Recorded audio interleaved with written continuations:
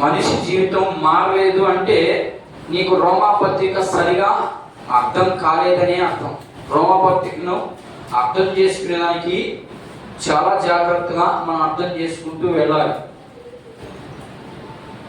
మునుపు వారం అంటే రోమాపత్రికను ధ్యానం చేసినప్పుడు రోమాపత్రికలో ఉన్నటువంటి ప్రతి విషయాన్ని కూడా పోల్చి ముందు ఇంట్రడక్షన్గా మీకు ఒక భాగాన్ని ఇచ్చాను. నేను రోమాపత్రికలో నేను చెప్పిన ప్రతి సంఘటన కూడా దాంట్లో ఉంటుంది.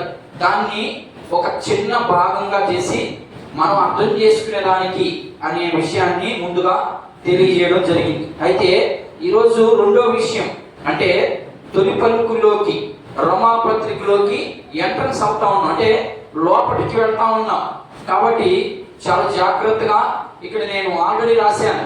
ఏం రాశాను? పరిచయం అని పెట్టుకొని మనంతా కూడా ఇంట్రడక్షన్. ఈరోజు పరిచయం. ఎవరి పరిచయం అంటే పౌలు యొక్క పరిచయం. పౌలు రోమా సంఘాన్ని ఎప్పుడు కూడా చూడలేదు, ఎప్పుడు కూడా ఆయన ఆ సంఘాన్ని కట్టినటువంటి వ్యక్తి కాదు అనే విషయాన్ని మీకు నేను ఆల్రెడీ చెప్పాను. రోమా సంఘాన్ని ఎవరు కట్టారయ్యా అంటే అపోస్తలుల బోధ విని కొంతమంది విశ్వాసులు వెళ్ళి రోమా ప్రాంతంలో సంఘాన్ని స్థాపించడం జరిగింది. ఆ సంఘములో ఉన్నటువంటి విభిన్నమైనటువంటి వాతావరణంతో కూడినటువంటి విషయాలు అక్కడ జరుగుతూ ఉన్నప్పుడు ఆ విషయము పౌలు గారికి తెలిసి పౌలు గారు ఇప్పుడు ఆ యొక్క సంఘాన్ని ఎప్పుడు కూడా దర్శించలేదు. ఆయన ఆ సంఘానికి ఒక ఉత్తరం రాస్తా ఉన్నాడు. అక్కడ ఉత్తరం రాయాలి అంటే ఖచ్చితంగా అక్కడ ఉన్నటువంటి ప్రతి విషయం వీళ్ళకి తెలిసి ఉండాలి, వీళ్ళకి తెలిసి ఉండాలి. మీకు ఎన్ని చెప్పాను, నీకు ఒకసారి జ్ఞాపకం చేసేదానికి వివరిస్తా ఉన్నాను. వల్ల అక్కడ ఉన్నటువంటి సాంప్రదాయం తెలిసి ఉండాలి. అక్కడ ఉన్నటువంటి మనుషులు ఎలా వాళ్ళ ఆచారాలు ఏంటి, వాళ్ళ కట్టుబాట్లు ఏంటి, వారికి ఉన్నటువంటి హక్కులు ఏంటి, ప్రతిదీ కూడా అన్ని పరిశీలనగా తెలిసినటువంటి వ్యక్తి మాత్రమే అవతల వ్యక్తికి ఉత్తరం రాయగలడు. అవతల వ్యక్తి ఏమీ తెలియకుండా, అవతల వ్యక్తి ఎవరో కూడా తెలియకుండా, అక్కడ ఉన్నటువంటి వారి యొక్క కుటుంబంలో ఉన్నటువంటి విషయాలు మనకు తెలియకుండా మనం ఏమి ఉత్తరం రాయగలం? కాబట్టి పౌలు అక్కడ ఉన్నటువంటి ప్రాంతంలో ఉన్నటువంటి ఆ రోమా ప్రాంతంలో ఉన్నటువంటి పద్ధతులన్నింటినీ ఎరిగి వాళ్ళకి ఇప్పుడు ఉత్తరంగా రాసి తనను తాను పరిచయం చేసుకుంటున్నాడు. నేను ఫలానా అని. అందులో నేను ఇక్కడ 4 విషయాలు ఉన్నాయి. 3 విషయాలుగా నేను ఈరోజు వీలైనంత వరకు ఈ 3 విషయాన్ని కంప్లీట్ చేసేదానికి సిద్ధపడతాను. త్వరగానే ముగిస్తాను. ఇక్కడ చదువునైనా 1వ అధ్యాయము 7 వచనాలకి ఒక పేరు పెట్టడం జరిగింది. ఏంటది? పరిచయం. మీరు కూడా జాగ్రత్తగా రాసుకోండి. పరిచయానికి ఎన్ని వాక్యాలు రాశాను? 1 నుండి 7 వచనాలు పరిచయం. ఆయన యొక్క పరిచయం అక్కడ ఉన్నటువంటి ప్రజలతో ఎలా పరిచయం చేసుకుంటారు. మనకు కొత్తగా ఒక సంఘానికి ఎవరైనా ఒక విశ్వాసం వచ్చారనుకో మనం ఎలా పరిచయం చేసుకుంటామో అలాగ పరిచయం చేసుకుంటున్నాడు. ఎక్కడ ఉన్నటువంటి ప్రజలని? రోమా ప్రాంతంలో ఉన్నటువంటి ప్రజల్ని పౌలు గారు పరిచయం చేసుకుంటాడు. నేను ఎవరు అక్కడ అడుగుతారు కదా, మీరు ఏ ఊరు, మీరు ఎక్కడి నుంచి వచ్చారు, మీరు ఎందుకు ఈ చర్చికి రావు, ఇట్లా మనం ప్రశ్న వేస్తాం. అలాంటి ప్రశ్నలు వెయ్యికి తడికే ఈయనే వాళ్ళకి ఇదిగో నేను ఫలానా, నన్ను నేను ప్రూఫ్ చేసుకుంటున్నాను, నేను ఈ ప్రాంతానికి పౌరసత్వం కలిగినటువంటి వ్యక్తిని, నేను ఇదే ప్రాంతంలో జీవించాను అనే విషయాలు తెలియపరుస్తూ ఈ మొదటి పలుకులుగా 7 వచనాలు రాయబడ్డాయి. చదువునాయి. యేసుక్రీస్తు దాసులను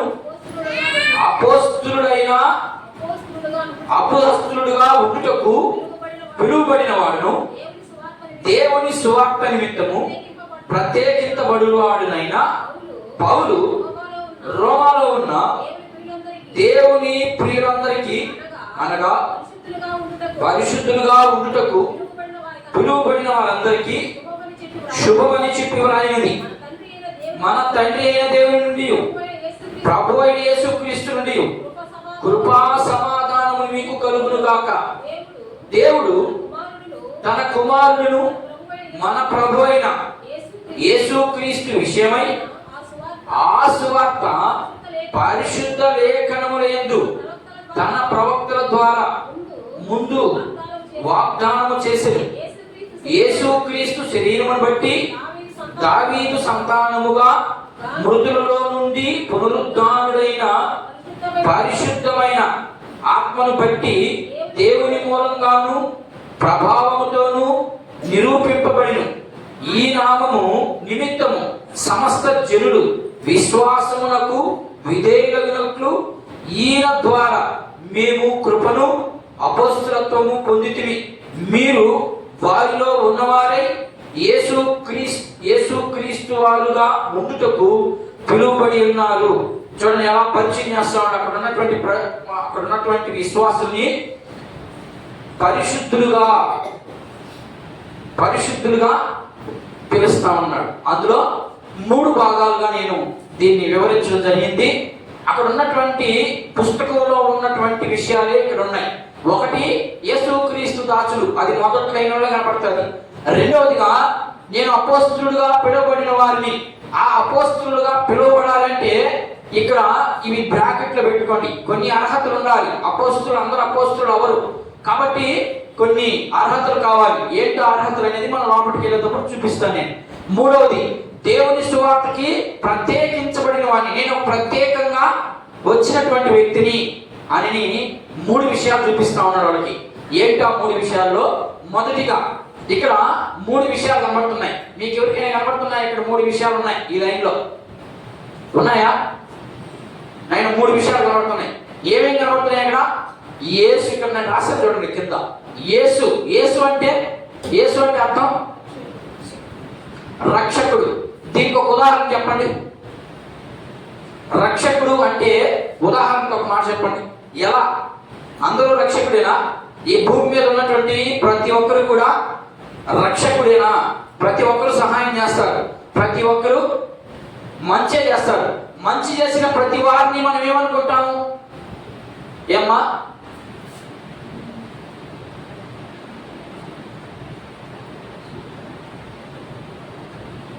మంచి చేసిన ప్రతి ఒక్కరు కూడా, ఇప్పుడు యేసు అనే పేరుకి అర్థం రక్షకుడు. రక్షకుడు అంటే అర్థం ఏంటి? నేను అది అడుగుతున్నాను. ఇక్కడ ఉన్నటువంటి యేసు ప్రభుని ఎలా పరిచయం చేస్తున్నాడు, ఆయన ఎలా ఆయన ప్రూఫ్ చేసుకుంటాడు అనే విషయాలు తెలియపరుస్తా ఉన్నాయి. ఇక్కడ పౌలు గారు ఏమని మొదలుపెట్టాడు? యేసుక్రీస్తు దాసుడును అన్నాడు. దాసుడు అంటే యేసుక్రీస్తు ప్రభువు ప్రవక్తల కంటే ముందుగా వచ్చాడా, లేకపోతే క్రొత్త నిబంధనలో వచ్చాడు? క్రొత్త నిబంధనలో బయటకు వచ్చాడు. ఇప్పుడు పౌలు సువార్త చేస్తున్నటువంటి ప్రజలు ఏ సమయంలో ఉన్నటువంటి ప్రజలు? క్రొత్త నిబంధనలో ఉన్నటువంటి ప్రజలా, లేకపోతే పాత నిబంధనకి కొత్త నిబంధనకి మధ్య ఉన్నటువంటి ప్రజలా? సువార్త ప్రకటిస్తా ఉన్నాడు కదా, క్రొత్త నిబంధనకి పాత నిబంధనకి మధ్యలో ఉన్నటువంటి ప్రజలకి సువార్త చెప్తున్నాడు ఆయన. అలాంటప్పుడు ఖచ్చితంగా పాత నిబంధన తెలుసుంటుంది వాడికి. పాత నిబంధన తెలుస్తుంది కాబట్టి అవే మాటల్ని ఈయన క్రొత్త నిబంధనలో అంటే ఆధ్యాత్మికంగా నేర్పిస్తా ఉన్నాడు. ఓకేనా? ఎలా నేర్పిస్తున్నాడంటే, యేసు అంటే అర్థం ఏంటంటే రక్షకుడు. రక్షకుడు అంటే ఉదాహరణకి ఎవరైనా రోడ్డు మీద వెళ్తా ఉన్నారు, అలాంటి వ్యక్తిని రక్షకుడు అంటాడనే దానికి ఒక ఉదాహరణ చూపిస్తున్నాను. ఒక వ్యక్తి రోడ్డు మీద వెళ్తా ఉన్నాడు, వెనుకోల ఒక బస్సు వస్తా ఉంది, అతన్ని గుద్దేస్తుంది. ఆయనకి చెవిటివాడు, ఆయనకి కనపడదు, కానీ బస్సు వెళ్ళే మార్గం అది. ఆ మార్గంలో పక్కకు తిరిగితే బస్సులో ఉన్న వాళ్ళందరూ చనిపోతారు, పక్కకు తిరగకపోతే ఈయన చేస్తాడు. అలాంటి సమయంలో ఒక వ్యక్తిని మనం ఏదో ఒక రూపంగా రక్షించాము అని అనుకో, అతని ప్రాణాలు మనం రక్షించాం కాబట్టి ఇప్పుడు మనం కూడా ఏమైపోయాం? అయిపోతావా? అర్థమవుతున్నాయి నేను చెప్పేది? రక్షకుడు అయిపోతావా? మరి ఇక్కడ ఈ పదం ఉపయోగించాడైనా అపోస్తలుడైన పౌలు ఏమని రాశాడు? యేసుక్రీస్తు దాసులను. లేకపోతే చాలా మంది లోకంలో ఉన్న వాళ్ళందరూ కూడా మేము పలానా వాడిని రక్షించాము, నేను పలానా వాడిని ఎలా చేశాను అంటే ఈ బిరుదు అలాంటి వాటికి పనికి వచ్చే బిరుదా? ఇది కాదు. మరి ఈ బిరుదు ఎలాంటి వాటికి పనికి వస్తుంది? ఇప్పుడు నేను చెప్పిన మాట ప్రకారం పనికి వస్తుంది ఆ వ్యక్తికి? ఎవరో చచ్చిపోతున్నారు, ఆయన్ని లాగాము, ఆయన్ని రక్షించాము, ఇదిగో ఈ వ్యక్తిని నేను రక్షించాను అని చెప్పుకునే దానికి పనికొచ్చే పదమా ఇది, లేకపోతే ఇది? అలాంటి పదం కాదు. మరి ఏంటి ఆ పదం? చూద్దాం. మత్తయి సువార్త 1వ అధ్యాయం 21వ వచనాన్ని ఒకసారి గమనిద్దాం. అక్కడ రాశాడు ఈ పదానికి అర్థం రక్షకుడు. రక్షకుడు అంటే ఎలాంటి వ్యక్తిని రక్షకుడు అంటాడో అక్కడ రాసింది. చూద్దాం. మత్తయి రాసినటువంటి శుభవార్త 1వ అధ్యాయము 21వ వచనాన్ని గమనించండి.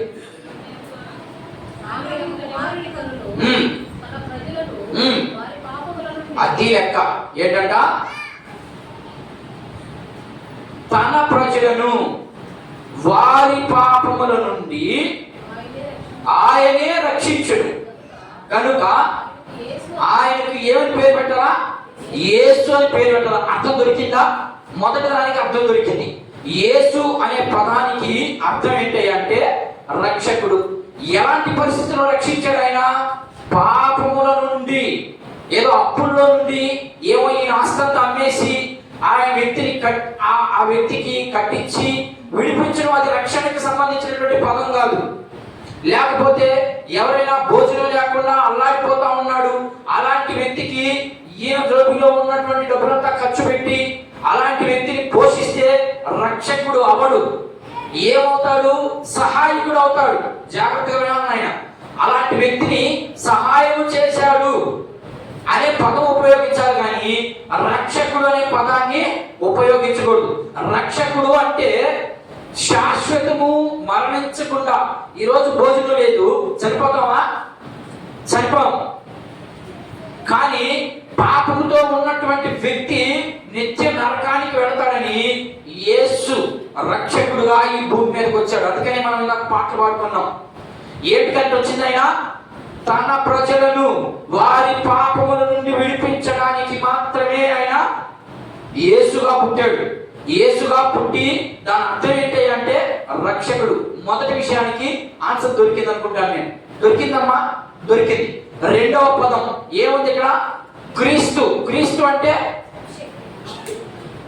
అంటే అర్థం అభిషక్తుడు. అభిషక్తుడు అంటే అర్థం క్రీస్తు అంటే అభిషక్తుడు. అభిషక్తుడు అంటే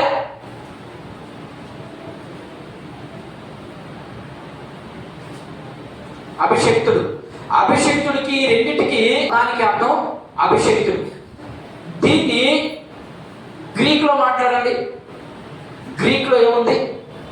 గ్రీక్ లో దీనికి క్రీస్తుకి గ్రీక్ లో హెబ్రీకి మాత్రం తెలుసు క్రీస్తు అంటే. క్రీస్తు అంటే వాళ్ళకి ఆల్రెడీ ప్రవక్త చెప్పారని మనం అదే వచనంలో గమనిస్తా ఉన్నాం. ఒక ఆయన పుడతాడు, ఆయనే అభిషక్తుడు, క్రీస్తు, ఇన్ని రకరకాలైనటువంటి మాటలు మనం గమనిస్తాం. గ్రీక్ లో దీన్ని క్రిస్టోస్ అంటారు. అర్థమైందా? క్రిస్టోస్. క్రిస్టోస్ అనేదాన్ని తెలుగులోకి ఏం తర్జుమా చేశారు? తెలుగులోకి ఏం తర్జుమా చేశారమ్మా? క్రిస్టోస్ అనే పదాన్ని తెలుగులో ఈ పదం వచ్చింది. చూడండి, క్రీస్తు అనే పదం హెబ్రీయులకు తెలుసు. ఓకేనా? ఇప్పుడు రోమీయులతో మాట్లాడుతున్నాడు ఈయన. ఓకేనా? రోమీయులతో పరిచయం చేసుకుంటున్నాడు. రోమీయులకి ఏ భాష తెలుసు బాగా? రోమీయులకి ఏ భాష తెలుసు? గ్రీక్. ఆ రోజు నీకు ఇప్పుడు ఈ రోజు తెలుగు ఎట్లున్నానో ప్రపంచంలో నంబర్ 1 భాష ఏంటి ఇప్పుడు? ప్రపంచంలో ఎక్కువగా మాట్లాడే భాష ఏది? హిందీ. అది మొదటి భాష ఇప్పుడు. అట్లాగనే ఆ రోజుల్లో గ్రీక్ మొదటి భాష. ఓకేనా? అందుకని గ్రీక్ లో క్రిస్టోస్ అంటారు. క్రిస్టోస్ అంటే అర్థం అభిషక్తుడు. తెలుగులో మనకు అర్థమయ్యేదానికి అభిషక్తుడు అని పిలువబడింది. దీనికి కూడా ఆన్సర్ దొరికింది. మీకు దొరికిందా? క్లారిటీగా మీకు క్షుణ్ణంగా అర్థమయ్యే రీతిగా చెప్తున్నాను. మూడవది, దాసుడు అనే పదాన్ని ఉపయోగించడం వల్ల అపోస్తుడైన పౌలు యేసుక్రీస్తుని పరిచయం చేస్తా వాళ్ళకి ఈయన కూడా తాను పరిచయం చేసుకుంటా యేసుక్రీస్తు దాసులను అన్నాడు. దాసుడు అంటే వాళ్ళకి తెలుసుండాలి. అంతేనా? దాసుడు అంటే మన భాషలో ఏంటి? పనివాడు. కానీ వాళ్ళకి అప్పుడు పనివాళ్ళు ఉన్నారా? అప్పుడున్నటువంటి రాజరికపు ఆచారాలు, చక్రవర్తులు చాలా మంది ఉన్నారు కాబట్టి దాసుడు అనే పదం వాళ్ళు కూడా తెలుసున్నారు ఖచ్చితంగా. నేను యేసు క్రీస్తుకు దాసుడను. అర్థమైందా? దాసుడు అంటే ఒక రెండు విషయాలు చెప్తాను మీకు. ఇక్కడ రెండు రకాల దాసులు ఉంటారు. అర్థమైందా? రెండు రకాల వాళ్ళు ఉంటారు. ఒకటి ఇష్టపూర్వకంగా ఉండేవాళ్ళు, నా ఇష్టం, ఓకేనా, నేను నా ఇష్టంగా నేను పలాని వ్యక్తి దగ్గర పని, మీకు ఆల్రెడీ ఇదంతా ఇంట్రడక్షన్లో చెప్పాను. నేను పలాని వ్యక్తికి నేను ఊడిగింపు చేస్తాను, అది నా ఇష్టం అనే వ్యక్తి ఒక వ్యక్తి. రెండో వ్యక్తి నేను చేయను అన్నా కూడా వాళ్ళ జరుగుబాటు లేదు కాబట్టి వాళ్ళు బానిసలుగా ఉండాల్సిందే. దాసులు అంటే అర్థము పనివారు, లేకపోతే రోజు కూలీ పనిచేసే వ్యక్తి. ఇది ఈ రెండు రకాలు ఉన్నాయి. అందుకని ఇప్పుడు ఈయన ఎవరికి దాసుడు అని చెప్తున్నాడు? నాయన చెప్పేది అర్థమవుతుందా? కన్ఫ్యూజ్ అవుతున్నారా? కన్ఫ్యూజ్ అవ్వలేదు కదా? యేసు క్రీస్తుకి దాసుడను అన్నాడు. దాసుడు అంటే రెండు విషయాలు ఉన్నాయి. ఒకటి తనంతట తానే నేను ఒక వ్యక్తికి బానిసగా ఉంటాను, నేను ఆ వ్యక్తి దగ్గరే ఉంటాను అనుకోవడం ఒక ఉద్దేశం. రెండో వ్యక్తి నేను ఉండను అన్నా కూడా వాళ్ళ పరిస్థితుల ప్రభావం బట్టి ఈ వ్యక్తి దాసరికం చేయాల్సిందే. ఇది రెండవ రకం. ఇప్పుడు పౌలు ఏం చెప్తున్నాడు? నేను యేసు క్రీస్తుకి దాసుడు అంటున్నాడు. అర్థమైందా? నేను రక్షించబడక మునుపు ఎవరికి దాస్యత్వంలో ఉన్నాను నేను? చూడండి ఎంత తెలివిగా మాట్లాడుతున్నాడు చూడండి ఆయన. ఇప్పుడు పౌలు రక్షించబడక తలికే ఎవరికి దాసుడుగా ఉన్నాడు? ఏమ్మా, ఎవరికి దాసుడుగా ఉన్నాడు? ధర్మశాస్త్రానికి దాసుడుగా ఉన్నాడు. రెండవది చక్రవర్తులు చెప్పిన మాట వింటున్నాడు. అర్థమైందా? వేడికి దాసుడుగా ఉన్నాడు. ఇప్పుడు ఏం మాట్లాడుతున్నాడు? నేను యేసు క్రీస్తుకు మాత్రమే దాసుని, ఇక్కడ వీటికి దాస్యములో లేని నేను. ఈయనకి అన్ని తెలుసు. ఈ వ్యక్తికి ఈ పరిచయం చేస్తున్నటువంటి వ్యక్తికి ధర్మశాస్త్రం తెలుసు, చక్రవర్తులు అక్కడ ఎలా మెలగాలో తెలుసు. ఎందుకని? రక్షించబడక మునుపు ఆయన ఒక బానిసగానే ఉన్నాడు, కానీ అధికారంతో కూడినటువంటి బానిసగా ఉన్నాడు. కానీ ఇప్పుడు ఎప్పుడైతే యేసు ప్రభువుని అంగీకరించాడో ఇప్పుడు నేను అధికారంతో ఉన్నటువంటి ఆ అధికారాన్ని విడిచి ఇప్పుడు ఏమైపోయాడు? ఈయన బానిస అయిపోయాడు. అంటే ఆయనలో ఉన్నటువంటి క్రోధం, కోపం, ఆవేశం అన్నీ కూడా, ఆయనలో ఉన్నటువంటి చెడు గుణాలు ప్రతీది కూడా వెళ్ళిపోయి ఇప్పుడు ఎలా అయిపోయాడు? బానిసగా మారిపోయాడు. అర్థమైందా? బానిసగా మరి నీవు నేను యేసుక్రీస్తు ప్రభువుని అంగీకరించిన తర్వాత మనకు బానిస బ్రతికేమన్నా ఉందా? ఇక్కడ చూడండి, పౌలు గారు ఎంత ఉన్నతమైన వ్యక్తి, ధర్మశాస్త్రంలో పండితుడు, ప్రతి విషయము తెలియబడినటువంటి వ్యక్తి ఏమని పరిచయం చేసుకున్నాడు? నేను యేసు క్రీస్తుకు మాత్రమే దాసుని, ఇక అన్ని దేవతలకు కానీ, అన్ని చక్రవర్తులకు కానీ, లేకపోతే ఇంకొకరికి కానీ, లేదా ధర్మశాస్త్రానికి కానీ, లేదా అధికారానికి కానీ నేను లోబడేవాడిని కాదు. నేను యేసు క్రీస్తుకు మాత్రమే లోబడతా. ఆయన మాట వింటా. నేను ఆయన మాట తప్ప ఇంకెవరి మాట నేను వినను అని ఖండితంగా చూపిస్తా ఉన్నాడు. ఇక్కడ చూపిస్తా ఉన్నాడా? మరి యేసు ప్రభు దగ్గరికి వచ్చినటువంటి మనం ఎన్నో సంవత్సరాల నుంచి వచ్చాం. అలాంటి తీర్మానంతో జీవించగలుగుతున్నావా? అలాంటి తీర్మానంతో జీవించగలిగితే నీకు అప్పుడు వస్తుంది రక్షణ. చాలా మందికి రక్షణ వచ్చిందా, రక్షణ పొందుకున్నావా అని అంటున్నారు కదా. యేసు ప్రభుని నోటితో ఒప్పేసి అవన్నీ వస్తాయి. ఇప్పుడు మీకు అన్ని ఈ రోమపత్రికకి పోయేటప్పుడు వస్తాయి. రక్షించబడిన వ్యక్తికి ఏమంటుంది వాక్యం? ఏం చెప్తుంది? ఎవరైతే యేసు క్రీస్తు ప్రభువుని ఒప్పుకుంటారో వాడికి రక్షణ వచ్చేసింది అని చెప్తున్నాడు. అది వాళ్ళకి, ఎవరికి? ఇశ్రాయేలుకి.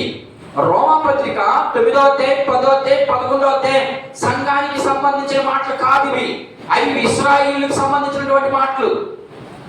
మరి ఆ మాటను బట్టి ఒప్పేసుకుంటే మాటలు వచ్చిన ప్రతి చిన్న బిడ్డకి యేసు క్రీస్తు ప్రభు దేవుడు అని చెప్పేస్తే వాళ్ళకి రక్షణ వచ్చేస్తుందా?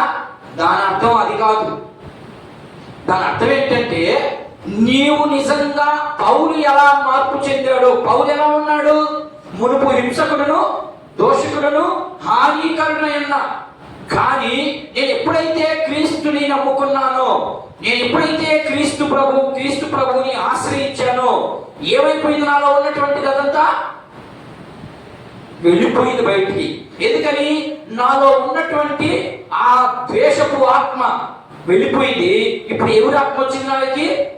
అదే కదా బాప్టిస్మం తీసుకునేటప్పుడు పేతురు గారు ఒక మాట అంటాడు అపోస్తలుల కార్యం 2వ అధ్యాయంలో.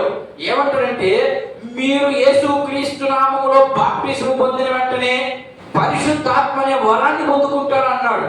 మరి పొందుకున్న మనం నూతనంగా అందుకనే అక్కడ పరిచయం ఏమంటాడంటే, నేను ఒకసారి మాట చదువుతాం.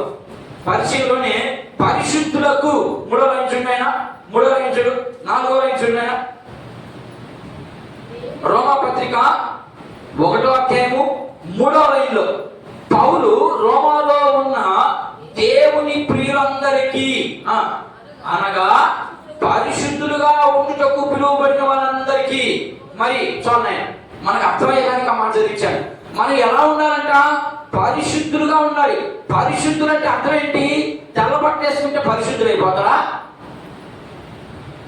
నేను మనకు ఒక ఆఫీస్కి వెళ్ళాను. నేను వెళితే మా అమ్మాయి మమ్మల్ని కొంత ఇంట్రాగేషన్ అంటే కొంత పరిచయం చేసుకున్నాను. పరిచయం చేసుకుంటా మా ఆవిడికి బొట్టు లేదని మీరు క్రైస్తవులా అని అడిగింది. నేను అంటే ఏమన్నాను, బొట్టు పెట్టుకోకపోతే క్రైస్తవులు అయిపోతారా అని అడిగాను. అట్లా కాదు, బొట్టు పెట్టుకోరు కాబట్టి క్రైస్తవులు అని అనుకున్నాను అన్నది. సరే అవునమ్మా క్రైస్తవులమే అన్నాను. సరే కొంత మాటలు కొంచెం లోపలికి వెళ్ళిన తర్వాత నా డ్రెస్ చూసింది. నా డ్రెస్ చూసి మీరు కూడా క్రైస్తవులేనా అన్నది. అవునమ్మా అన్నాను. నేను పాస్టర్ అమ్మా అన్నాను. పాస్టర్ అయితే తెల్లబొట్లు వేసుకున్నావు కదా, నువ్వేది రంగుకోట్లు వేసుకున్నావు అన్నది. నేను అప్పుడు ఏ సమాధానం ఇచ్చాను? బ్రతుకు మారకుండా తెల్లగొట్లు వేసుకున్నా సుఖమే. తెల్లగొట్లు దేనికి సాదృశ్యం? పరిశుద్ధతకి సాదృశ్యమయ్యి లోకంలో ఉన్న ప్రతి రాజకీయ నాయకుడు వేసుకునేది అదే. వాళ్ళు పరిశుద్ధులు అయిపోయారా? పరిశుద్ధులు అంటే అర్థం ఏంటంటే, నీ డ్రెస్ కోడ్ని బట్టి, నీ అందాన్ని బట్టి, నీ ఐశ్వర్యాన్ని బట్టి వచ్చేది కాదు పరిశుద్ధత. పరిశుద్ధత ఎప్పుడు వస్తుందంటే, క్రీస్తు ప్రభువుని ఎప్పుడైతే నువ్వు సొంత రక్షకుడుగా అంగీకరిస్తావో, అంగీకరించినంత మాత్రం సరిపోదు, మనలో మార్పు కలగాలి. మనలో ఎప్పుడైతే అదే దగ్గర పౌలు చెప్తున్నాడు, నేను ధర్మశాస్త్రం తెలుసు, చక్రవర్తుల దగ్గర నేను ఎలా మెరగాలో తెలుసు, నాకు అన్నీ తెలుసు, కానీ నేను ఇప్పుడు వాటికి మాత్రం బానిసని కాదు, నేను దాసుని కాను. నేను ఎవరికి దాసుని? ఏమి నేర్చుకుంటాడు ఆయన? పౌలు గారు ఏమి నేర్చుకుంటాడు, ఏమి చూసుంటాడు? చూసిన వ్యక్తి అంతగా మార్పు చెందాడు అంటే అది నిజమైన రక్షణ. మరి మనకుందా అలాంటి రక్షణ? మనం ఏదో నామకవాస్తికి రక్షించబడ్డాం అనుకుంటున్నాం, కానీ ఇలాంటి వారందరూ పరలోక రాజ్యంలోనికి ఎంట్రన్స్ ఉండదు, గుర్తుపెట్టుకోవాలి. మార్పు లేకుండా. అందుకని యేసు ప్రభు మాట అంటాడు, దీనికి నువ్వు ఎలా చెప్పగలవు అని మీరు ప్రశ్న వేస్తే నాకు దీనికి ఒక మాట చెప్పగలను నేను. ఏమిటని? రక్షించబడకుండా, మారు మనసు లేకుండా పరలోక రాజ్యానికి ఎంట్రీ లేదు అనే పదాన్ని వాడాను నేను. ఆ పదానికి నేను వాడడం కన్నా బైబిల్లో నుంచి ఇంకొక ఉదాహరణ మీకు చూపిస్తే ఇంకా చాలా బాగుంటుంది. నేను పాను అని చెప్పాను కదా, అట్లా చెప్తావు నువ్వు అని మీరు నాకు ప్రశ్న వేయచ్చు. దానికి జవాబుగా యేసు ప్రభు మత్తయి సువార్త 3వ అధ్యాయంలో మాట మాట్లాడతాడు. ఏమని మాట్లాడతాడంటే, మీరు బైబిల్ తీయబడి నేను చెప్తాను. అక్కడ పరిశీలితో మాట్లాడుతూ మీరు సున్నం కొట్టిన సమాధులు అంటాడు. అంటే దాని అర్థం ఏంటి? మీకు మార్పు లేదు. పైకి మాత్రం ఎంతకాలం చెప్పినట్టుగా తెల్లబట్టలు వేసుకున్నారు, కానీ మీకేం లేదు, మార్పు లేదు. మార్పు లేని వాళ్ళు ఏం చేస్తారన్నది కిందకి వెళ్తే మనం అట్లాగే చదువుకుంటే కానీ కిందకు వస్తే, ఇదిగో గొడ్డలు ఎక్కడ పెట్టినారంట? చెట్టు మొదట్లోనే పెట్టుండా, దాంతో నరకుతానన్నాడు. నరకడం అంటే అర్థం తీర్పు అని అర్థం. ఆ తీర్పు ఎవరికి వస్తుంది? యేసుక్రీస్తు ప్రభువు నమ్ముకున్న వారికి తీర్పు ఉందా? లేదు. మనకి తీర్పే ఉండకూడదు. మనం తీర్పులోకి పోతున్నాము అంటే నీకు రక్షణ లేదనే దాని అర్థం. నేను జాగ్రత్తగా వినాలి. నేను ఈ విషయాల్లోనే ఉన్నాను ఇంకా, ఓకేనా? మనం నిజంగా రక్షించబడ్డాము అంటే పౌలులాగా దాస్యత్వానికి వచ్చేస్తాం మనం. పౌలు ఎంత తగ్గించుకున్నాడో, ఎంత ఒదిగాడో వ్యక్తి, అలాగనే మీరు నేను రక్షించబడిన ప్రతి వ్యక్తి కూడా ఇలాగా దాసుని రూపం మనలో కనపడాలి, తగ్గింపు స్వభావం మనలో కనపడాలి. ఎప్పుడైతే ఇవి ఉంటాయో ఆటోమేటిక్ గా నువ్వు రక్షించబడ్డావు అనే దాని అర్థం. ఇవి ఏమీ లేవు, నాలో మార్పు లేదు అంటే నీకు రక్షణ ఇంకా రాలేదు. చాలా మంది ఎలా ఉన్నాడు, పౌలు గారు ఎలా ఉన్నాడు, క్లారిటీగా చెప్తున్నాడు, నేను రక్షించబడ్డాను అన్నాడు. సరే, నేను ఇంకా దాని లోపలికొద్దు, వెళ్ళిపోతే దీంతో ఈరోజు ప్రసంగం అయిపోద్ది.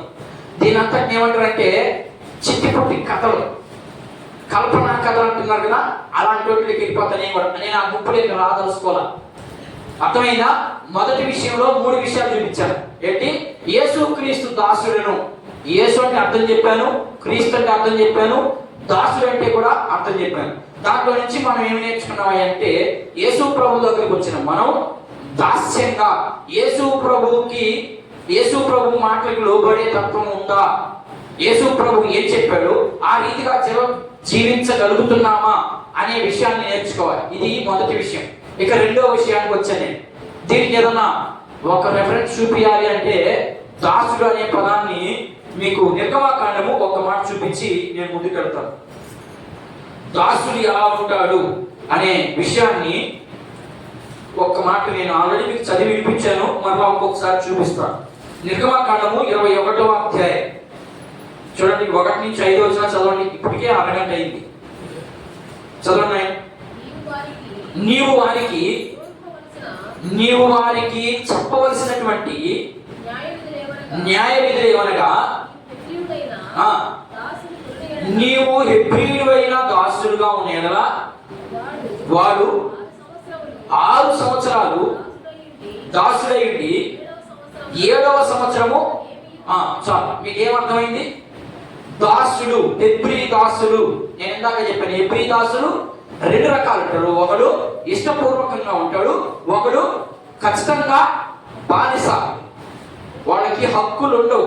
వాళ్ళకి ఎవరైనా ఒకవేళ పుట్టికి చచ్చిపోయారనుకో, ఏదో రోమా ప్రభుత్వంలో ఉన్నటువంటి వారు అధికారి ఏదైనా ఒక దెబ్బ కొట్టాడనుకో, ఒకవేళ చనిపోయాడనుకో, కేసు పెట్టేదానికి వాళ్ళకి హక్కులు ఉండవు. అలాంటి బానిసలేడు. చూడండి ఎంత భయంకరమైనటువంటి శ్రమలు అనుభవించాడు వాడు. ఆ శ్రమలు అనుభవించడానికి పౌలు ఇష్టపడతా ఉన్నాడంటే ఆయనకి ఎంత ధన్యుడో చూడండి. వాళ్ళకి ఏముండదు, పౌరసత్వం ఉండదు, వాళ్ళు బానిసలుగానే బ్రతకాలి. అది వాడి యొక్క జీవితం. రెండవదిగా అపోస్తులుడుగా పిలువబడిన వారిని అన్నాడు. అపోస్తులుడుగా పిలువబడ్డాను అంటున్నాడు. పిలువబడాలి అంటే 2 వాళ్ళకి కొన్ని అర్హత ఉండాలి. నేను అపోస్తులుడను అని చెప్పుకునే దానికి కొన్ని అర్హతలు ఉండాలి. వాటిలో ఒక 2 మాత్రమే చెప్తాను నేను. మొదటిది పంపబడిన వారై ఉండాలి. యేసు ప్రభువే పంపించున్నారని. అర్థమైందా? నేను ఆ రోజు సంగతి మాట్లాడుతున్నాను, ఈ రోజు సంగతి నేను మాట్లాడటం లేదు. ఆ రోజు నేను అపోస్తులుడిని అని చెప్పి, ఈ రోజు కూడా చాలా మంది చెప్పుకుంటున్నారు అపోస్తులుడి. మంచిదే, ఎందుకని అందరూ కూడా పిలువబడ్డాం, పంపబడ్డాం కాబట్టి అపోస్తులుడి. ఆ రోజు పౌలు అపోస్తులుల గుంపులో లేడు, మీకు తెలుసా విషయం, నేను మళ్ళీ అక్కడికి వెళ్ళను. కాబట్టి నేను అపోస్తులను చెప్పుకుంటున్నాడంటే వాళ్ళకి కొన్ని రుజువులు చూపించాలి. నువ్వు అపోస్తులలో 12 మందిలో లేవు అనే ప్రశ్నలు లేవనెత్తారని ఆయన ఒక ఉదాహరణతో, ఇదిగో నేను పునరుద్ధరణైన క్రీస్తును చూసినటువంటి వ్యక్తుల్లో నేను కూడా ఉన్నాను అని చెప్తున్నాడు. చూశాడు ఆయన పునరుద్ధరణైన క్రీస్తుని? చూశాడు అసలు? పౌలు చూడలేదు. ఎప్పుడు చూశాడు ఆయన? మార్పు చెందిన తర్వాత చూశాడు. మనం 8వ అధ్యాయం అపోస్తుల కార్యము 8వ అధ్యాయాన్ని మనం గమనిస్తే 8వ అధ్యాయం అంతా ఏం చేస్తా ఉన్నాడు? సంఘాన్ని హింసిస్తా ఉన్నాడు, భయంకరంగా కొడతా ఉన్నాడు, జైల్లో వేపిస్తా ఉన్నాడు, అధికారంతో కూడినటువంటి విధ్వంసాన్ని చెలరేగిస్తా ఉన్నాడు. అలాంటి స్థితిలో ఉన్నటువంటి వ్యక్తి ఎప్పుడైతే క్రీస్తు చెంతకి చేరాడో, లేకపోతే యేసు చెంతకి చేరాడో రక్షించబడ్డాడు. రక్షించబడిన వ్యక్తి ఏమైపోయాడు? ఇప్పుడు నేను క్రీస్తును చూశాను అంటున్నాడు. మీరు చూశారు ఎవరైనా? క్రీస్తుని చూశారా? యేసు ప్రభువుని చూడలేదా? ఈయన నేను యేసు ప్రభువుని చూశాను అంటున్నాడు. చూశాడు యేసు ప్రభువులో ఆకాశములో ముందుగా నేను వెళ్ళి ఆయన్ని చూశాను అన్నాడు. చచ్చిపోకుండా పోయాడు అక్కడికి. చచ్చిపోవాలి కదా మూడో ఆకాశం మీద పోవాలంటే. కానీ ఆయన ఆత్మవశుడై ఆయన వెళ్ళి పరలోకంలో ఉన్నటువంటి ప్రభువుని నేను చూశానని వాళ్ళకి, నేను పునరుద్ధారుడైనటువంటి యేసు ప్రభువుని నేను చూశాను అని చెప్తా ఉన్నాడు. చూద్దాం, ఒక 2 మాటలు మనం చూసి మనం కొంచెం ముందుకు వెళదాం. నేను ఇక్కడ మధ్యలో కొంచెం ఎగిరిపోయింది, దాన్ని మరలా చూద్దాం. కొంచెం ఎగిరిపోయింది. ఇక్కడ దీంట్లోనే ఉన్నాం, యేసుక్రీస్తు దాసుడును అనేది. ఇదంతా పాత నిబంధనకు సంబంధించినటువంటి పద్ధతి. ఇప్పుడు క్రొత్త నిబంధనలో మనం ఉన్నాం. క్రొత్త నిబంధనకు సంబంధించి ఈ దాసుడు అనే పదానికి 3 ఉన్నాయి, 3 అర్థాలు ఉన్నాయి. ఆ 3 అర్థాన్ని ఈ 3 పదాలకి ఏమొస్తుందంటే దాసుడు అనే పదం వస్తుంది. అర్థమైందా? ఈ పదం కూడా దాసుడు అనే వస్తుంది. ఉపరేటర్ యొక్క ఆపరేటర్ ఇప్పుడు మారిపోయిన పదం. ఇప్పుడు ఈ ఆపరేటర్ అంటే రోమీలకి ఎక్కువగా ఏముండేదంటే ఆ రోజుల్లో పడవలు ఉండేది, ఎక్కువగా స్టీమర్ పడవలు. అంటే ఆ పడవల్లో తెడ్డేస్తారు కదా, ఇద్దరు వేస్తుంటారు కదా, ఆ తెడ్డేసేవాడిని పిలుస్తారట. అంటే వాడు తెడ్డేసేవాడు దేనికి అర్థం? ఇప్పుడు సింపుల్ ఏం చెప్తున్నారు? ఆపరేటర్ అని ఏమంటున్నాడు? అయ్యా దాన్ని నడిపేవాడిని చెప్పడం లే, క్లాస్గా ఉండాలి. మనం పనిచేసేదేమో దౌర్భాగ్యమైన పని. అమెరికాలో చెప్పులు అమ్ముతాడు, ఇక్కడికి వచ్చి నేను ఏం చెప్తాడు? ఇంజనీర్ అని చెప్తాడు. అట్లా అనమాట. ఈ ఆపరేటర్ అనే పదం లేదా ఉపరేటర్ అనే పదం తెడ్డేసేవాడిని పిలుస్తారు ఆ రోజు. అంత తగ్గించుకుంటున్నాడు ఆయన. ఎవరు? పౌలు దాసుడు అంటే ఇదిగో ఇలాంటి స్టేజిలో ఉన్నటువంటి వ్యక్తిగా ఆయన మనకి అర్థమవుతున్నాడు. ఇప్పుడు ట్యూలాస్ అంటే కూడా పనివాడని మనం అర్థం చేసుకోవాలి. వీటికి ఒక 2 రెఫరెన్స్ చూపిస్తాను.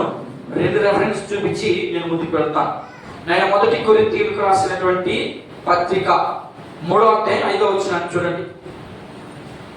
డయోకోనస్ నా ఉండాలి మధ్యలో, రాయడం మిస్ అయిపోయింది.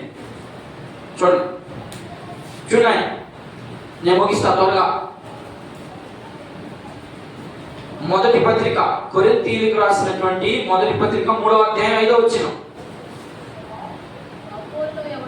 అపోల్లో ఎవడు? పౌలు ఎవడు? పరిచారకులు అంటే అర్థం ఏంటి? ఇదిగో దాసుడు అనే పదానికి ఇన్ని అర్థాలు ఉన్నాయి. మనము అక్కడేమో పరిచారకుడు ఉంది, ఇక్కడేమో దాసుడు ఉంది. ఇదేంటి వేరేగా ఉంది అని అనుకో పక్కన మీరు. అక్కడ ఉన్నటువంటి సందర్భాన్ని బట్టి ఆ పదాన్ని ఉపయోగిస్తాడు అక్కడ. ఓకేనా? ఇప్పుడు మొదటి అర్థమైంది. 4వ అధ్యాయం 1వ వచ్చింది చదివి, ఆ పక్కనే ఉంటుంది చూడు. 2వ ఈలాగున క్రీస్తు సేవకులు మరియు దేవుని మర్మముల విషయంలో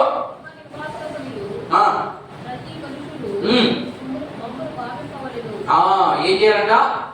నన్ను చూడాలి, మమ్మల్ని చూడాలి. మీరు ప్రతి మనుషుడు ఎవరు చూడాలా?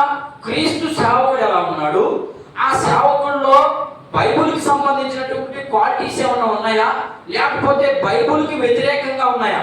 వ్యతిరేకంగా ఉంటే క్రీస్తు సేవకుడు ఎవడు? వీడు అనుకోవాల్సిందే క్రీస్తు సేవకుడని, వాళ్ళు అవరు. అది అక్కడ మనం నేర్పించే మాట. 3వ దానికి ఇక్కడ 3 పదాలు రాశాను కదా, ఈ 3 పదాలకి అర్థం చూపిస్తున్నాను నేను. సరే, ఇంకొక మాట చూడండి. గలతీయులకు రాసినటువంటి పత్రిక చూద్దాం. నేను తొందరగా ముగిస్తాను. ఇక్కడ 2 విషయాలు ఉన్నాయి. 1వ అధ్యాయం 10వ వచనం. గలతీయులకు రాసినటువంటి పత్రిక 1వ అధ్యాయము 10వ వచనంలో చూడండి ఒకసారి. ఇప్పుడు నేను మనుషుల దయను సంపాదించుకుని వాడునైతే దేవుని దయను నేను మనుషుల దయను సంపాదించుకోవాలనుకోవడం లేదు, నేను దేవుని దయ సంపాదించుకోవాలనుకుంటున్నాను. మరి ఈరోజు మరి నువ్వు నేను ఏమనుకుంటున్నావు? మనుషుల్లో మెప్పు కావాలి నాకు, అందుకని మనం ఎంత చెప్పినా వాళ్ళు అవతల వ్యక్తులు నాకు నా మాటకి పడిపోవాలి. అలాంటి మాటలే ఈరోజు ప్రసంగాలు ఎక్కువగా ఉన్నాయి. అలా చేయొద్దు అని చెప్తున్నాడు పౌలు. మీరు మనుషులు సంతోష పెట్టేవారిగా ఉండకుండా దేవుని సంతోష పెట్టేవాడిగా ఉండండి అని వివరిస్తూ ఉన్నాడు. ఇది ఇంకొక మాట. అపోస్తలుల కార్యము 8వ అధ్యాయం చూడండి. మొదటి తిమోతికి రాసినటువంటి పత్రిక, మొదటి పత్రిక 5వ అధ్యాయం 17వ వచనం. తిమోతికి రాసినటువంటి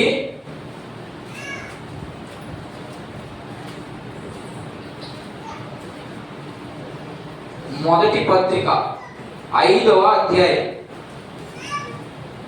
చూడండి 17వ వచనం. 17వ వచనం చదువు.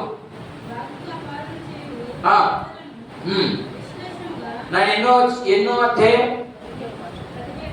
బాగుగా పాలన చేయు పెద్దలను, విశేషముగా వాక్యమందును ఉపదేశమందును ప్రయాసపడు వారిని రెట్టింపు సన్మానమునకు పాత్రులుగా ఎంచవలెను. ఎంచుతున్నారు మీరు అసలు? అడేవ రాయబడిందో చూడండి. నేను మళ్ళీ ఒకసారి గట్టిగా చదువుమా. బాగుగా పాలన చేయు పెద్దలను అంటే సంఘ పెద్దల గురించి మాట్లాడుతున్నాడు ఇక్కడ. వాళ్ళు ఎలా ఉండాలి? ఆ సంఘ పెద్దలు క్లారిటీగా ఉండాలి, మనుషుల వైపు వెళ్ళకూడదు, సత్యమే పక్కుంది, బైబిల్కి అనుకూలంగా ఉందా వీళ్ళ ప్రవర్తన. అలాంటి వారికి మాత్రమే సంఘములో ప్రభు బలం పంచేదానికి అధికారం కానీ, లేకపోతే సంఘములో ఏదైనా ఒక బాధ్యత అప్పగించాలంటే వాళ్ళు ఇలాంటి వాళ్ళు ఉండాలని చెప్తున్నాడు. గట్టిగా చెప్తున్నాడు, వార్నింగ్ ఇస్తా ఉన్నాడు. చూడండి. విశేషముగా వాక్యమందును ఉపదేశమందును ప్రయాసపడు వారిని రెట్టింపుగా సన్మానించాలి. సన్మానిస్తున్నారా? ఏం లేదు. మీరు ఎక్కువగా మిమ్మల్ని పొగిడే వాళ్ళు అయితే ఎక్కువ సన్మానిస్తారు. అంతేకాదు మనం చేసే పని ఏంటి? నువ్వు నేను చేసే పని ఏంటంటే వాక్యాన్ని ఉన్నట్లుగా బోధించే వ్యక్తిని సన్మానించం. అదిగో ఆయన మంచి మిమ్మల్ని పొగిడే, లేకపోతే మనల్ని అభివృద్ధి, లేకపోతే మనల్ని సంతోషపెట్టే విధంగా బోధ చేస్తే అలాంటి వ్యక్తిని మనం ఏం చేస్తాం? ఎక్కువగా పొగడతాం. అంతేనా? కానీ ఇక్కడ పౌలు గారు ఏం చెప్తున్నాడు? తిమోతి జాగ్రత్త, నువ్వు ఎవరిని పడితే వాడిని సంతోషపెట్టే రీతిగా వాక్యం చెప్పొద్దు. నువ్వు దేవుణ్ణి సంతోషపెట్టే రీతిగా వాక్యం చెప్పు. అంటే దేవుణ్ణి సంతోషపెట్టాలి అంటే ఏం చేయాలి? మనం ఉన్నది ఉన్నట్లుగానే బోధించాలి, దాన్ని విశ్లేషించాలి, దాని వివరణ తెలియాలి, దాని ముందు వెనక తెలియాలి. అప్పుడు మాత్రమే నీవు ఆ రీతిగా బోధించగలవు. అలాంటి వ్యక్తిని ఏం చేయాలంట? సన్మానించాలంట. మనం ఏం చేస్తున్నాం? దూషిస్తున్నాం. అలాంటి వారికి శిక్ష తప్పదు. తగిన భారీ అమూల్యం చెల్లించాలి. ధూమపానం రోడ్ల మీద రాస్తుంది అక్కడక్కడ. ధూమపానం చదవండి, చెప్పండి. ధూమపానం నిషేధించబడింది, దాన్ని అతిక్రమిస్తే భారీ అమూల్యం చెల్లించాలి. అంటే జైలు వేస్తారని దాని అర్థం. అట్లాగనే ఇక్కడ కూడా వాక్యాన్ని విపులంగా అర్థం చేసే వ్యక్తిని ఏం చేయాలంట? సన్మానించాలి. ఆ సన్మానించే గుణం మనకు ఉండాలి. ఆ గుణం లేకపోతే మీకు కూడా భారీ అమూల్యం చెల్లించాలి మీరు కూడా. సరే, ఇది ఇంకొక మాట చూద్దాం. నేను అపోస్తలుల కార్యముల గ్రంథం 9వ అధ్యాయం 15-16 వచ్చిన లాస్ట్ చివరి మాట. ఏందమ్మా ఎక్కడికెక్కడికి వెళ్ళిపోయింది నువ్వు? చదవండి. గలతీ పత్రిక 2వ అధ్యాయం 20 వచ్చిన చదివారా? నేను చదవలేదా? చూడండి ఒకసారి ఆ మాట చూడండి. గలతీకి రాసిన పత్రిక 2వ అధ్యాయం 20 వచ్చిన, నేను క్రీస్తుతో కూడా సిలువ వేయబడి ఉన్నాను, ఇకను జీవించువాడును నేను కాదు. చూడండి ఎంత మార్పు వచ్చింది ఆయనకి. దాసుడు అయిన వెంటనే ఆయనకు వచ్చినటువంటి మార్పు ఏంటి? నేను జీవించేది నేను కాదు, నాతో కూడా ఉన్నటువంటి క్రీస్తే అని చెప్తా ఉన్నాడు. మరి మనం కూడా క్రీస్తుని అంగీకరించాం. క్రీస్తు గుణగణాలు మనలో ఏమైనా ఉన్నాయా? ఒకవేళ లేవా మనం పరీక్ష చేసుకోవాల్సినటువంటి సమయం వచ్చేసింది. మనం క్రీస్తును సమీపించి ఉన్నాం. ప్రభు కూడా త్వరగా రాబోతా ఉన్నాడు. కానీ ఇందాక పాడుకున్నాం, మనం ఏ పాట పాడుకున్నాం? ఈ జీవితం చాలా విలువైంది, సరి చేసుకుంటే తప్ప, సరి చేసుకోకపోతే ఎక్కడకెళ్తాం? ఎక్కడికెళ్తామ్మా? నరకానికి వెళ్లకుండా ఉండాలి అంటే మనం సరి చేసుకొని ఉండాలని దేవుని వాక్యము సెలవిస్తాం. సరే, నేను త్వరగా వెళ్ళిపోతాను. 15వ అధ్యాయం, రోమాపత్రిక 15వ అధ్యాయం చూడండి. ఆయన 15 చూడండి, ఒక్క మాట చూడండి. ఇది ముగించి రెండో మాటలోకి వెళ్తాం. అవి రెండు మాటలు త్వరగా అయిపోతాయి. ఒక్క ఉదాహరణ మాత్రమే ఇస్తాను నేను.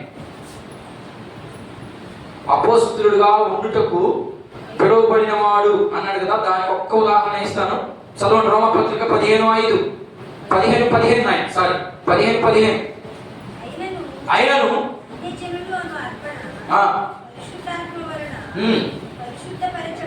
పరిశుద్ధపరచబడి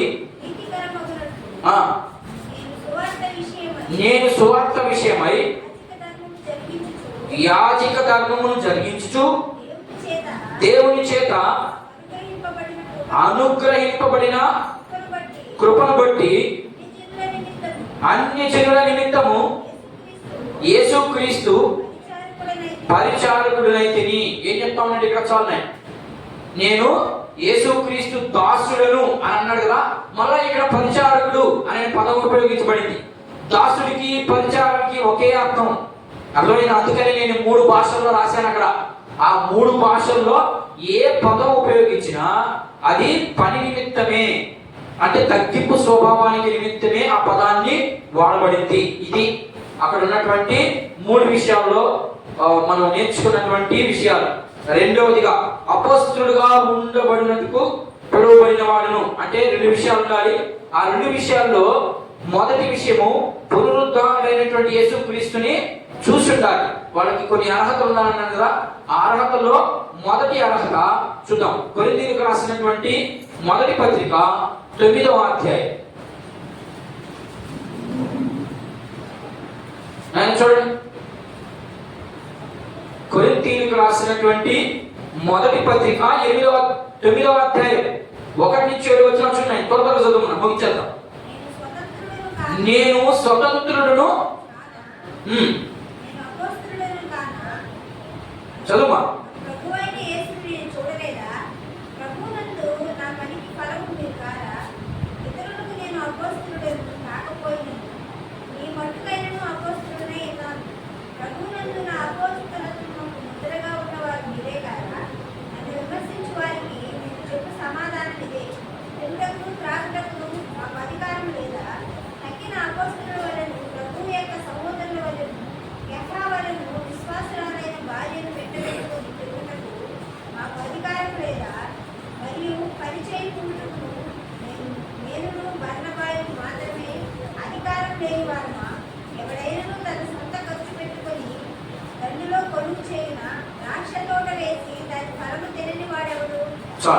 ఇక్కడ ఏం సంతానం, ఇక్కడ ఉన్నటువంటి మాటలు ఏం మాట్లాడుతున్నాడంటే, నేను అధికారంతో కూడినటువంటి చేయగలను, నాకుంది అలాంటిది.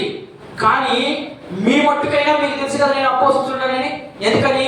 నాలో ఉన్నటువంటి క్వాలిటీస్ అన్నింటినీ మీరు చూశారు కదా.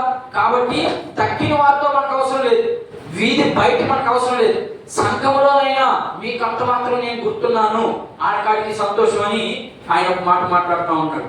నేను అదే రీతిగా అపోస్తలుల కార్యము 9వ అధ్యాయం 1-9 వచనాలు ఉన్నాయి. ఆయన గురించి ఆయన పరిచయంలో ఎలాంటి మాటలు ఉపయోగిస్తా ఉన్నాడు. 9వ అధ్యాయం అపోస్తలుల కార్యముల గ్రంథం 9వ అధ్యాయం. సౌలు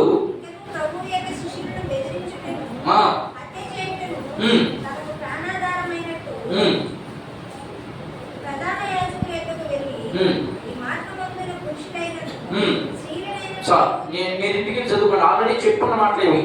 అక్కడ ఏం చెప్పాడంటే, నేను మార్పు చెందకతనికే ఒక రీతిగా జీవించాను, నేను ఇప్పుడు మార్పు చెందాను కాబట్టి ఇక జీవించేది నేను కాదు, నాలో ఉన్నటువంటి క్రీస్తే లేక నాలో ఉన్నటువంటి ప్రభువే అని క్లారిటీ ఇస్తున్నాడు. మనం కూడా యేసు ప్రభు దగ్గరికి వచ్చినటువంటి మనలో ఉన్నటువంటి ఆ పాత స్వభావాన్ని విడిచి కొత్తగా జీవించాలి లేదా ప్రత్యేకంగా ఉండాలి అనే విషయాన్ని మనము జ్ఞాపకం చేసుకోవాలి. ఇది పునరుద్ధరణమైనటువంటి అపోస్తలుడుగా ఉండడానికి గల కారణము లేదా అర్హత ఏంటంటే ఈ రెండింటిని చూసి ఉండాలి. పునరుద్ధరణమైనటువంటి యేసు ప్రభువును చూసి ఉండాలి, లేదనుకుంటే అపోస్తలుల బోధే ఉండాలి దగ్గర. అలాంటి బోధ ఉన్నప్పుడు మాత్రమే అపోస్తలుడని ఆయనకి పేరు పెట్టడం జరిగింది. ఇకపోతే మూడో విషయం, నేను ప్రతిదానికి ఉదాహరణ ఇస్తున్నా. ఇక్కడ దేవుని సువార్త నిమిత్తమై ప్రత్యేకించబడ్డాను అంటున్నాడు. అర్థమైందా? నేను క్రీస్తు సువార్తకి ప్రత్యేకించబడిన వాడును అంటున్నాడు. దీంట్లో ఒక పాయింట్ ఏంటి, క్రీస్తుకి ఎందుకు ప్రత్యేకంగా ఆయన ఏర్పరచబడ్డాడు అంటే, ఆ రోజుల్లో యూదులకి కొంత సిద్ధాంతం ఉండేది. ఆ కొంత సిద్ధాంతంలో చక్రవర్తుల దగ్గర వాళ్ళని పొగిడేదానికి లేకపోతే వాళ్ళని గొప్ప చెప్పేదానికి కొంతమంది దాసులు ఉండేవాడు. వాళ్ళని సువార్థికులు అనే పేరు పెట్టి, లేకపోతే రాజుకి ఏదైనా మంచిగా వాళ్ళకు ఒక కుమారుడు పుట్టాడు, లేకపోతే పలానా రాజ్యాన్ని వ్యక్తి జయించాడు అంటే దాన్ని తీసుకెళ్లి సువార్త రూపంగా ప్రకటించేవాడు. అందుకని ఆయన ఏమంటున్నాడంటే, నేను అలాంటి సువార్త ప్రత్యేకించబడిన వాడిని కాదు, నేను క్రీస్తు సువార్త మాత్రమే ప్రకటించుటకు ప్రత్యేకించబడిన వ్యక్తిని నేను అని ఇక్కడ తనను తాను పరిచయం చేసుకుంటూ ఒక్క రెఫరెన్స్ చూపించి నేను ముందుకు వెళ్తాను. నేను ముగిస్తాను ఈ యొక్క ప్రసంగాన్ని. 15వ అధ్యాయం, మొదటి కొరింథీయులకు రాసినటువంటి పత్రిక 15వ అధ్యాయము 1-4 వచనాలు. పరిచయంలో నేను అంతకంటే ఎక్కువగా మీకు ఏం చెప్పదలుచుకోలేదు. మీకు ఎంతవరకు కావాలో అంతవరకు ఇచ్చేస్తా ఉన్నా. రేపటి నుంచి చాలా లోపలికి ఎక్కువ సమాచారం ఇచ్చేదానికి ప్రయత్నం చేస్తాను. చూడండి, ఆయన మొదటి పత్రిక 15వ అధ్యాయం. మరియు సహోదరులారా, ఎక్కడ చదువుతున్నా? 15వ అధ్యాయం 1 నుంచి సరే చదువు. నేను మీకు ప్రకటించిన సువార్తను మీకు తెలియపరుచున్నాను. మీరు దానిని అంగీకరించితిరి, దాని అయితే నిలిచి ఉన్నారు. మీ విశ్వాసము వ్యర్థమైతేనే గాని నేను ఏ ఉపదేశ రూపముగా సువార్త మీకు ప్రకటించుతునో ఆ ఉపదేశమును మీరు గట్టిగా పట్టుకొని ఉండవలెను. ఆ సువార్తనే మీరు రక్షణ పొందిన వారే ఇందురు. నాకు ఇయ్యబడిన ఉపదేశమును మొదట మీకు అప్పగించితిని. అదేమనగా, లేఖనముల ప్రకారము క్రీస్తు మన పాపముల నిమిత్తము మృతి పొందెను, సమాధి చేయబడిను, లేఖనముల ప్రకారముగా 3వ దినము లేపబడిను. ఆయనను కేఫాను, ఆ తర్వాత 12 కనపడెను. అటు పిమ్మట 500కు ఎక్కువైన సహోదరులకు ఒకే సమయమందు కనబడిను. వీరిలో అనేకులు ఇప్పటి వరకు నిలిచి ఉన్నారు, కొందరు నిద్రించి ఉన్నారు. ఏం చెప్తా ఉన్నారు? పరిచయం చేసుకుంటూ ఆయన యొక్క పరిచయంలో దిగో పలానా వ్యక్తి కనపడ్డాడు ఆయన మొదట, ఆ తర్వాత 500 మందికి కనపడ్డాడు. వాళ్ళలో కొంతమంది ఇంకా జీవించున్నారు, కొంతమంది చచ్చిపోయి ఉన్నారు. కాబట్టి నేను పునరుద్ధరణైనటువంటి క్రీస్తుని చూశాను అనడానికి ఇంతకంటే గొప్ప భాగ్యం ఏంటి? ఆధార రక్తం కదా మనం. నువ్వు అలా వ్యక్తి కొట్టేటప్పుడు నేను చూశానే అంటే నువ్వు అక్కడ చెప్తే సరిపోతుందా? ఇంకొక వ్యక్తి ఉన్నాడు, ఎవరు చూసాను? ఇంకో పలానా వ్యక్తి ఉన్నాడు, కావాలంటే ఆ వ్యక్తి అట్లాంటి సాక్ష్యం చూపిస్తా ఉన్నాడు. ఇక్కడ చూద్దాం, అది అలాంటి పిలుపు కలిగిన వ్యక్తిని నేను, అందుకని నేను అపోస్తలుడుగా ఉండడానికి పిలువబడ్డాను అని అంటాడు. ఇంకొక 2 వచనాలు చూపించి మనం ముందు ఇర్మియా గ్రంథం 1వ అధ్యాయం 5వ వచనం చూడండి. 1:5 ఇర్మియాని ఏ రీతిగా పిలిచాడో వాళ్ళకి మళ్ళా పాత నిబంధనలో ఉన్నటువంటి ప్రవక్తను గుర్తు తీసుకొస్తున్నాడు. ఇదిగో నన్ను ఇర్మియాని ఎలా పిలిచాడో నన్ను కూడా అలాగే పిలుస్తున్నాడు ఆయన అనే విషయాన్ని తెలియపరుస్తా ఉన్నాడు. చూద్దాం, ఇర్మియా గ్రంథం 1వ అధ్యాయం 5వ వచనం చదువు, కట్టకు ముగిస్తాను. యెహోవా వాక్కు నాకు ప్రత్యక్షమై ఈలాగు సెలవిచ్చెను, గర్భములో నేను నిన్ను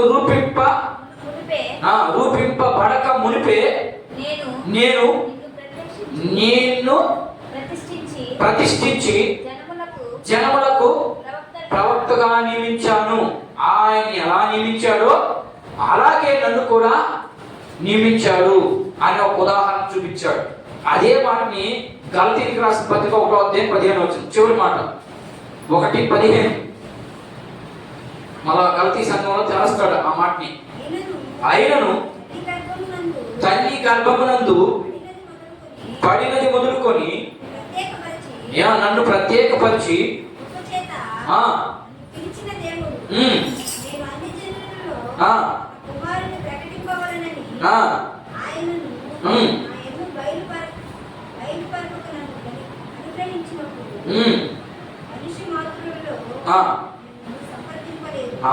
ఏం చెప్తున్నాడు చూడండి అక్కడ.